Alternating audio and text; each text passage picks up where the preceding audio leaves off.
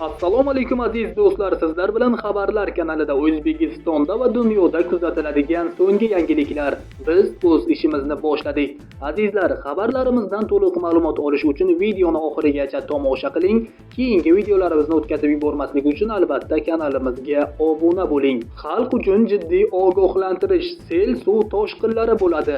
Batafsil videoda xabardor bo'ling. Bugun ba'zi joylarda sel suv toshqini bo'ladi. O'zgidromet bugun 5-aprel kuni kuzatiladigan ob-havo prognozini e'lon qildi. Unga ko'ra bugun kunduzi ba'zi joylarda yomg'ir yog'adi, momaqaldiroq bo'lishi mumkin. Qoraqalpog'iston Respublikasi Xorazm viloyatida kechga tomon ba'zi joylarda yomg'ir yog'adi, momaqaldiroq bo'lishi mumkin. Sirdaryo, Surxondaryo viloyatlarida yog'ingarchilik kutilmaydi. Ba'zi joylarda tuman tushadi. Shamol 7-12 metr/soat tezlikda esadi. Ba'zi joylarda 13-18 metr/soat tezlikgacha kuchayishi mumkin.